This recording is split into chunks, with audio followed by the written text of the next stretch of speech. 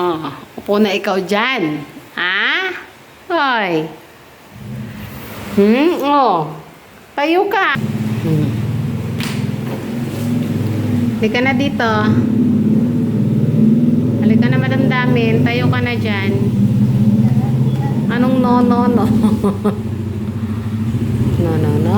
Oh, saan ka pupunta? Saan ikaw pupunta?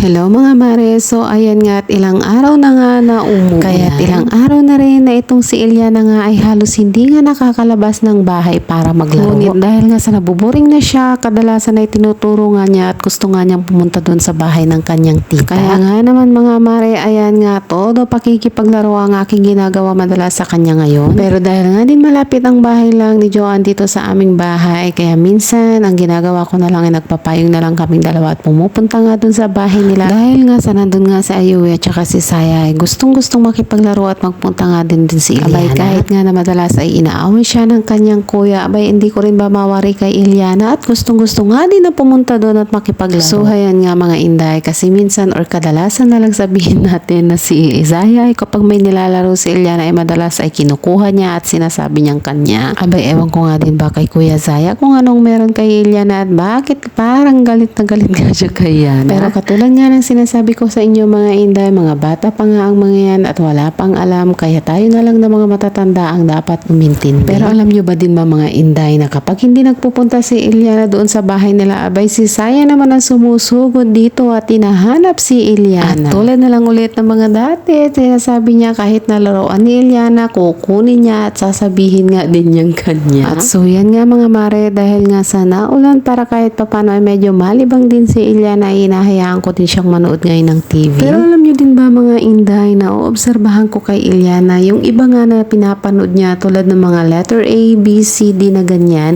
may mga natututunan din talaga siya dahil nagugulat na lang ako minsan na may sinasabi nga siya. At habang nanonood nga siya dyan mga mare, sinasamantala ko din naman at ako'y naglilinis. Pero talagang every time na hinahayaan ko siyang manood mga mare ay inuurasan ko talaga ang kanyang pagpapanood. Dahil ayoko din talaga na natututok lang din siya na manood na lang ng manood. Pero ngayong araw mga mare ay talaga nga namang good girl ang aking baby girl. At ayan nga mga mare, minsan ang gusto din niya ay maglaro nga dyan sa labas ng kanyang playpen. Dahil din siguro sa nakakapaglakad na nga siya ngayon ay medyo nasisikipan na nga siya dyan sa loob ng kanyang playpen mga inday. Kaya nga nung nakaraang gabi sinabi ko nga kay Mr. Carbonell na what if kaya yung playpen na yan ay dalhin na lang namin dito sa taas ng kwarto para kahit papano nga naman mga inday ay mas maluwang-luwang ang kanyang paglalakaran dito sa loob ng bahay. So yung mga oras na yun mga mare ay bandang hapon na nga din yan at hinihintay na nga lang namin na dumating kang kanyang papa. Abay talaga nga naman na nasa sobrang kalikutan na nga ang baby na to dahil lahat na lang ng makikita niya sa loob ng bahay ay pinapakailaman na nga niya.